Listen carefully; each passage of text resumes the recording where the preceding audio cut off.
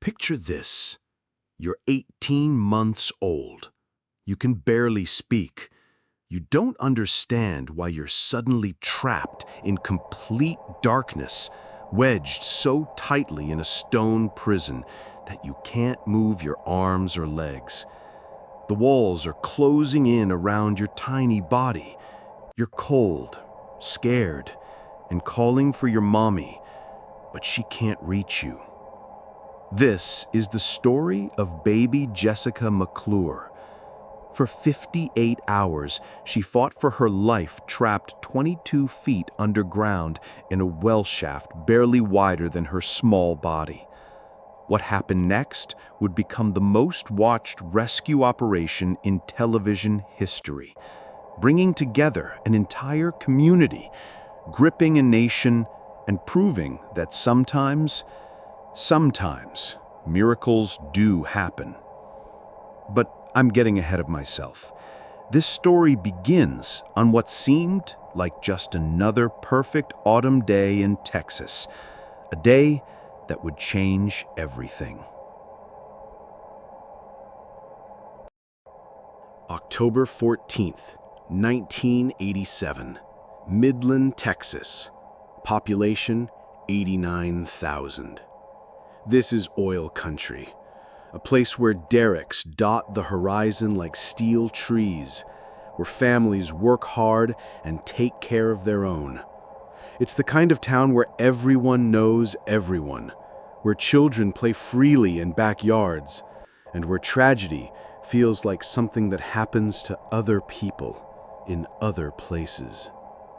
The McClure family lived on Tanner Drive, in a modest home with a small backyard. Chip McClure worked in the oil fields, putting in long hours to provide for his young family. His wife, Sissy, was a devoted mother who spent her days caring for their precious daughter, Jessica Marie McClure. Jessica was everything you'd picture in a perfect toddler. 18 months old, with blonde curls that caught the sunlight, bright eyes full of curiosity, and that fearless spirit that makes parents both proud and terrified. She had just mastered walking and was in that magical phase where the whole world was her playground. That Wednesday morning started like any other. Sissy decided to visit her sister-in-law, who lived right next door. The backyard there was bigger, safer, or so it seemed. Jessica could run around freely while the adults chatted and enjoyed the beautiful October weather. But hidden in that seemingly innocent yard was a death trap waiting to spring.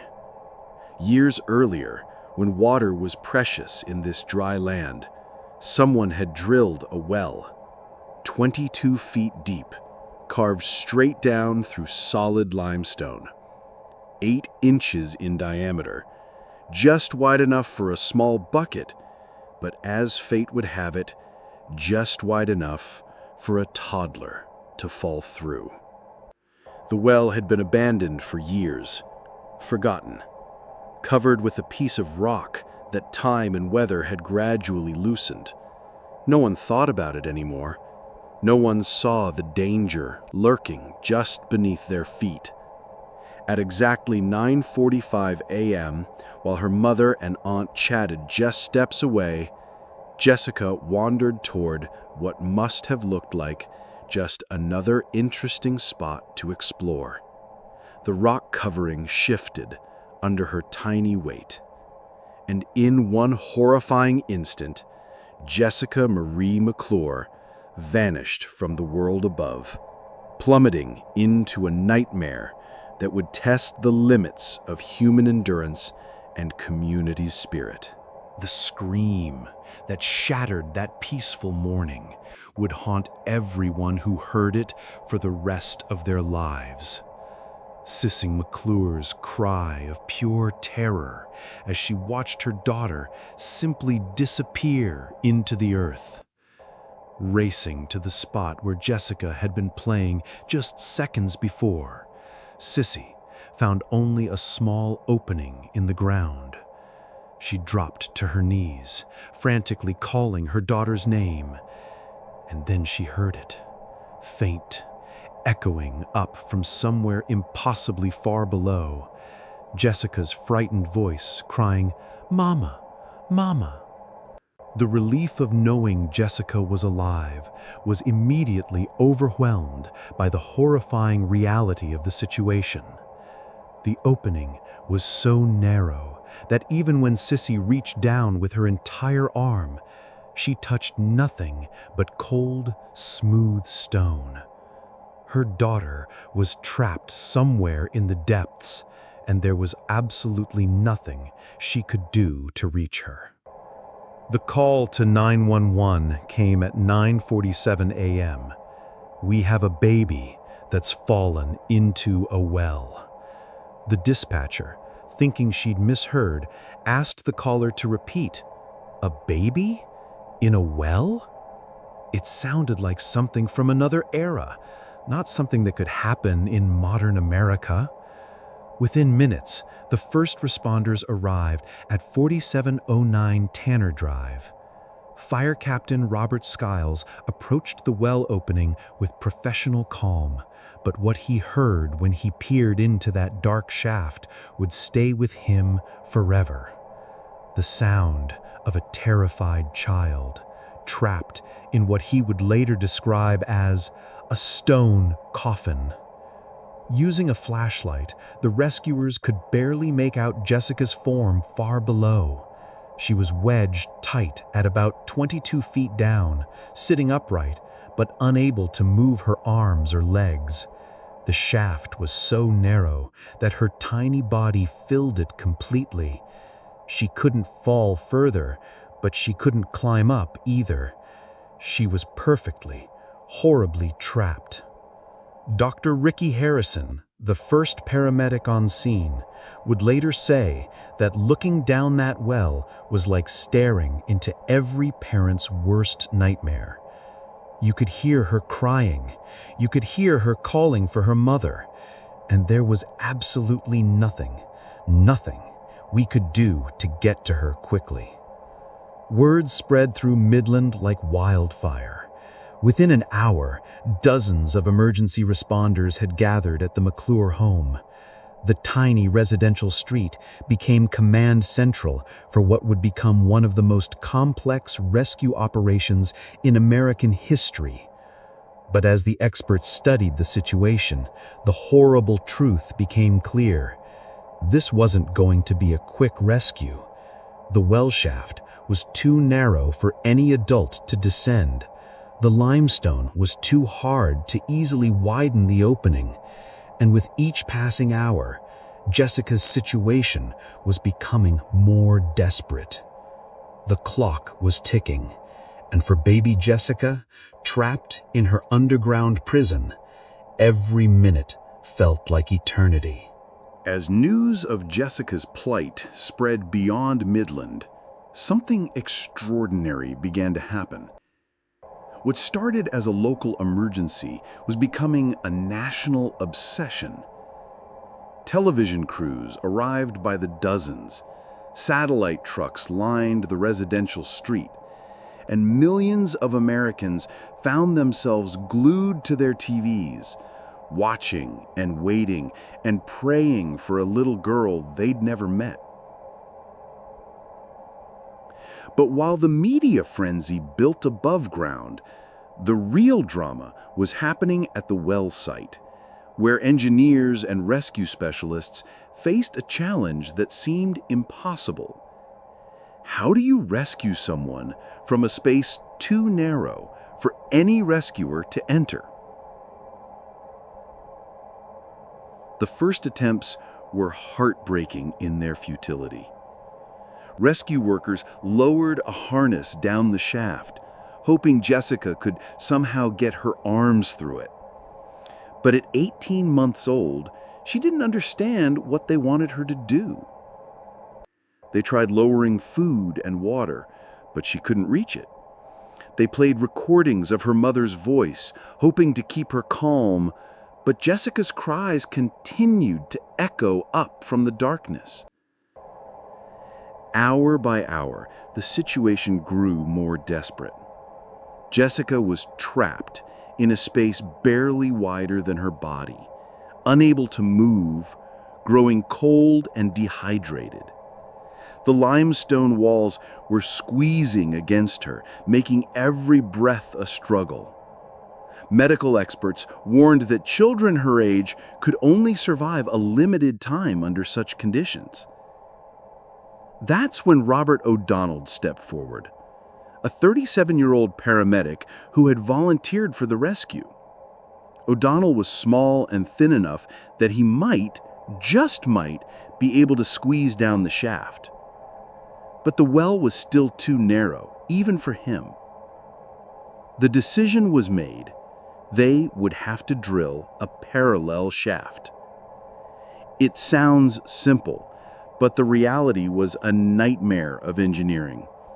They needed to drill 30 feet down through solid limestone, hitting a target area just inches from Jessica's location. Too far away, and they couldn't reach her. Too close, and they risked causing a collapse that could kill her instantly. The drilling began on Thursday morning, just hours after Jessica's fall. Massive equipment was brought in, drilling rigs that shook the ground and filled the air with the deafening sound of metal grinding against stone. Every hour that passed made the race more desperate. Meanwhile, the vigil continued. Sissy McClure refused to leave the well site, maintaining a constant conversation with her daughter. "Mommy's here, baby. Mommy's here."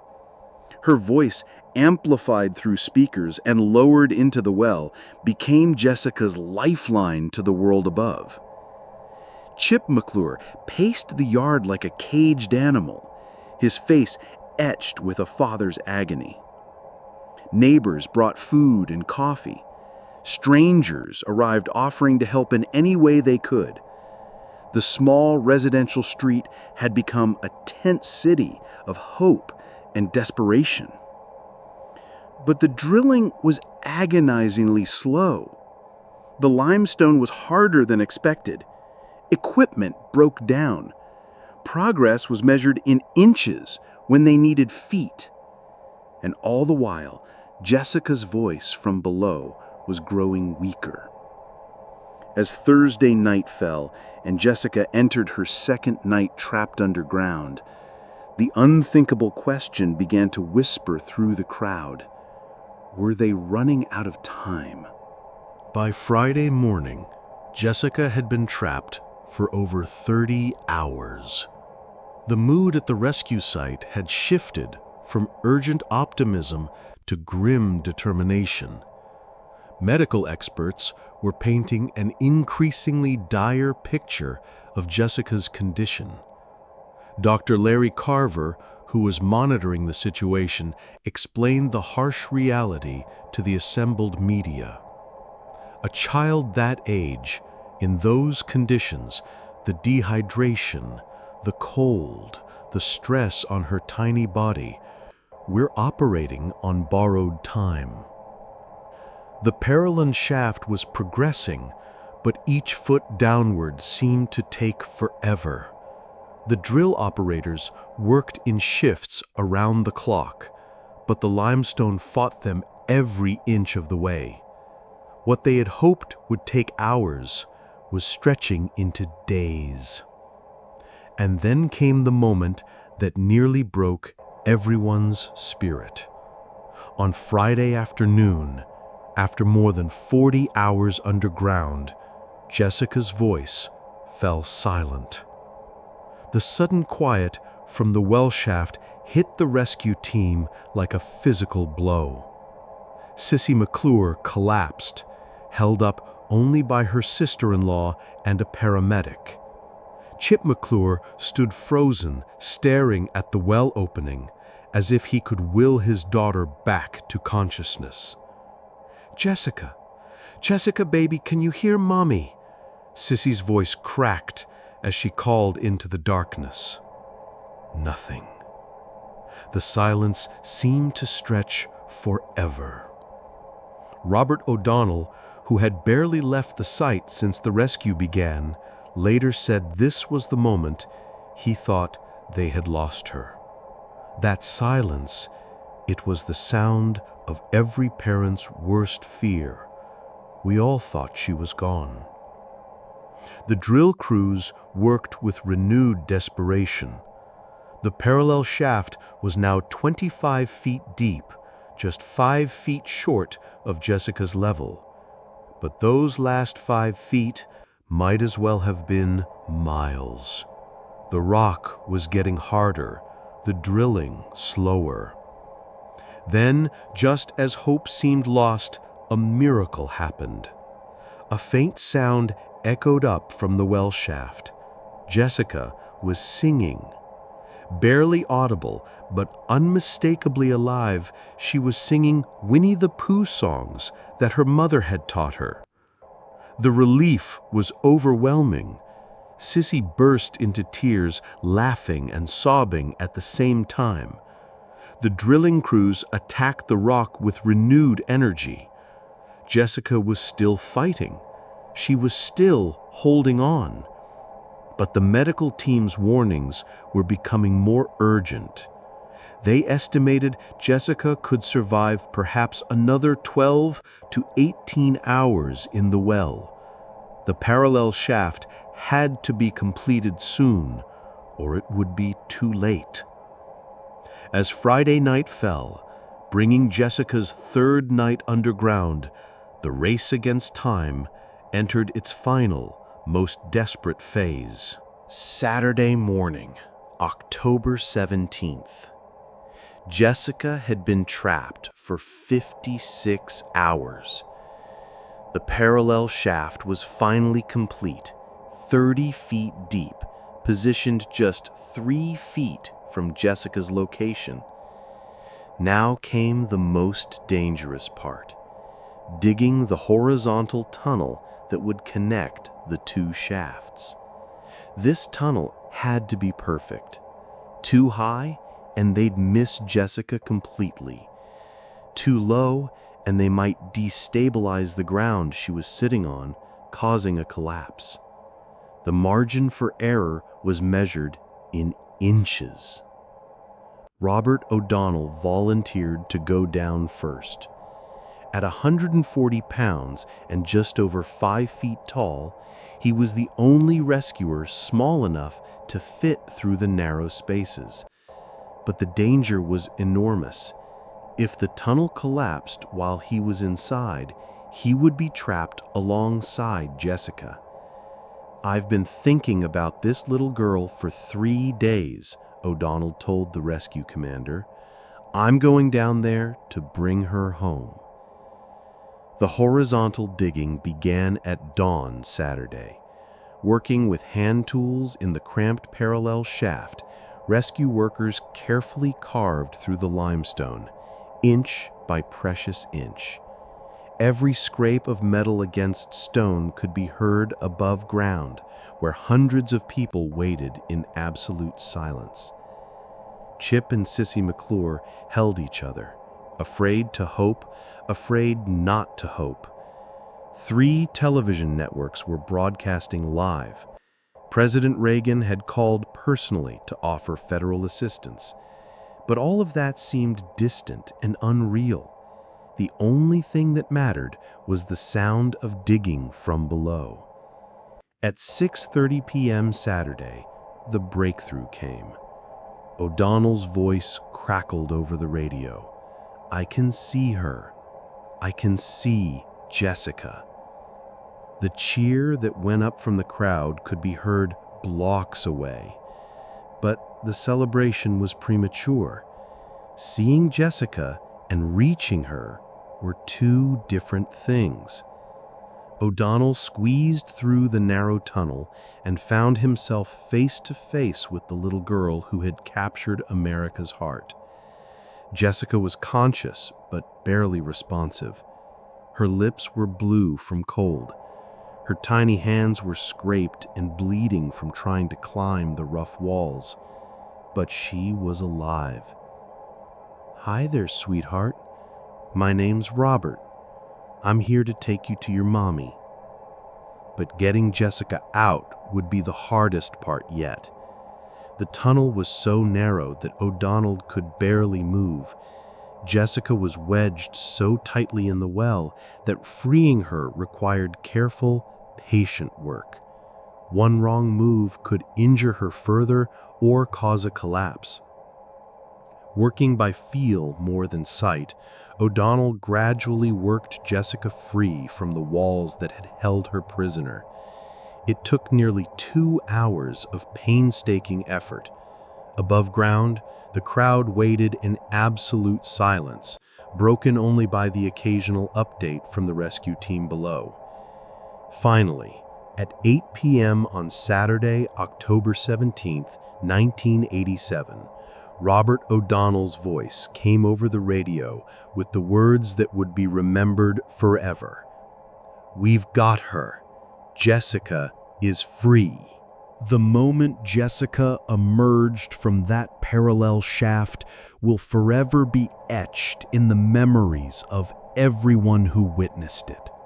After 58 hours and 40 minutes underground, after 3 days that felt like an eternity, baby Jessica McClure was finally free. Robert O'Donnell climbed out of the rescue shaft with Jessica cradled in his arms like something precious beyond measure. Her face was streaked with dirt and tears, her clothes torn, but she was alive, gloriously, miraculously alive. The crowd erupted in cheers that could be heard throughout Midland. Grown men wept openly. Strangers hugged each other. 3 days of held breath were finally released in an explosion of pure joy. But the most powerful moment came when Jessica was placed in her mother's arms. Sissy McClure collapsed to her knees, holding her daughter and sobbing words of relief and love.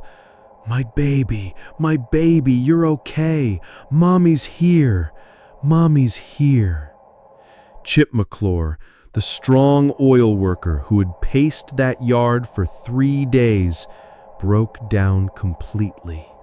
Reaching out to touch his daughter's face as if to convince himself she was real, he whispered, "Daddy's here, baby girl. Daddy's here." The reunion lasted only moments before Jessica was rushed to Midland Memorial Hospital.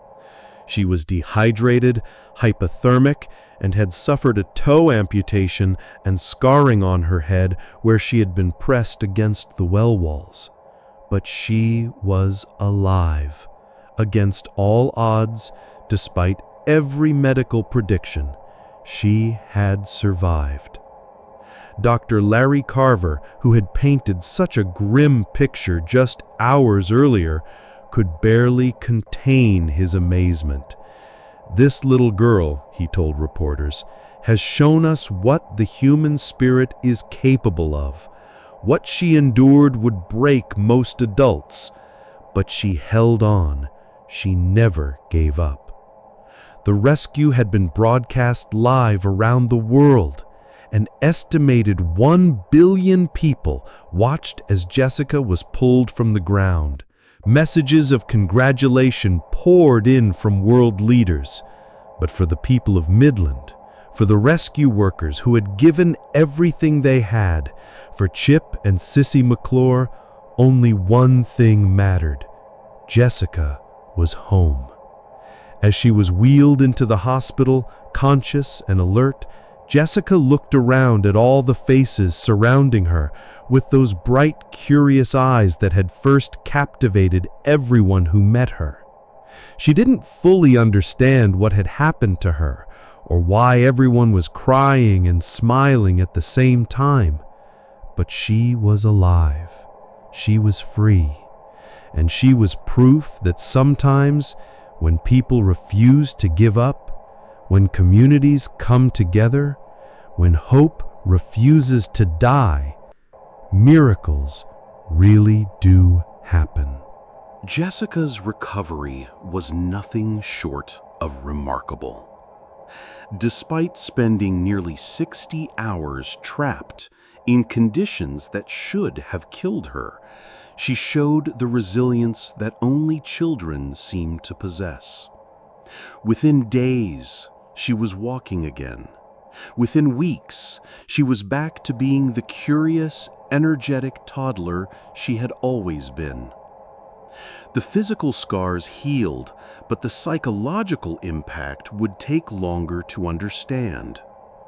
Jessica herself retained almost no memory of her ordeal. For her, it became just another family story, something that happened when she was too young to remember. But for those who lived through it, the memories remained vivid forever. Robert O'Donnell, the paramedic who crawled into that tunnel to bring Jessica home, became a national hero overnight. He appeared on talk shows, received awards, and was celebrated as the man who saved baby Jessica. But the attention proved overwhelming. O'Donnell struggled with the sudden fame and the weight of being called a hero. Tragically, he took his own life in 1995, unable to cope with the pressure and expectations that followed his moment of heroism. The rescue workers, many of whom had worked around the clock for 3 days, went back to their regular jobs, but they carried with them the knowledge that they had been part of something extraordinary. Something that proved what humans could accomplish when they refused to accept defeat. The McClure family tried to return to normal life, but normal was now defined differently.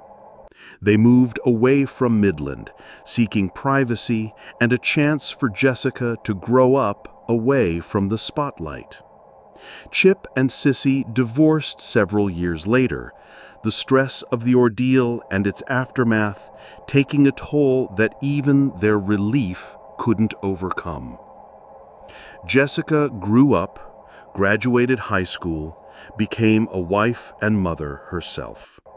She established the Jessica McClure Foundation to help other families facing emergencies. She rarely speaks publicly about her experience, preferring to let her actions speak for her. The well that nearly claimed her life was permanently sealed. The house on Tanner Drive became a pilgrimage site for years, though the family no longer lived there. Eventually, it too returned to being just another house on a quiet residential street. But the impact of those 58 hours extended far beyond one family, one town, one rescue operation. The baby Jessica rescue changed how America viewed itself and what was possible when people came together for a common cause. In an era of cynicism and division, it provided a moment of pure unity. For 58 hours, political differences didn't matter. Race didn't matter. Social status didn't matter. All that mattered was getting one little girl home safely. The rescue cost nearly $250,000 and involved hundreds of people working around the clock. Some criticized the expense, asking whether so much should be spent on one child when so many others needed help. But they missed the point entirely. This was never just about one child. It was about who we are as human beings. It was about our refusal to accept that some situations are hopeless. It was about the power of community, the strength of hope, and the absolute conviction that every life has infinite value. The image of Jessica emerging from that rescue shaft, alive against all odds, became a symbol of resilience that inspired countless people facing their own impossible situations. Letters poured in from around the world, from people who said that watching Jessica's rescue gave them the strength to keep fighting their own battles. In our Hold On survival stories, we've seen again and again that survival isn't just about physical endurance. It's about the refusal to surrender hope, even when hope seems foolish. It's about the communities that form around those in need, even when the need seems impossible to meet. Baby Jessica's story reminds us that miracles aren't supernatural events. They're the natural result of ordinary people doing extraordinary things, of communities that refuse to give up hope, even in the darkest places. Jessica McClure fell into a hole in the ground, but what she really fell into was the loving embrace of an entire world. For 58 hours, millions of people held their breath with her, suffered with her family, and celebrated her rescue as if she were their own child. That little girl, trapped in the dark 22 feet below ground, became a light that reminded us all of what we're capable of when we refuse to let go of hope. Sometimes the most important thing you can do is simply hold on. Hold on when the situation seems impossible. Hold on when the experts say there's no chance. Hold on when the darkness feels overwhelming. Because you never know when your own rescue might just be one breakthrough away. This has been Hold On, Survival Stories. Thank you for joining us for Jessica's incredible journey. If this story moved you, please subscribe and share it with others who need to be reminded that no matter how dark things get, hope is always worth fighting for. Until next time, remember, when life tests your limits, hold on. Your rescue might be closer than you think.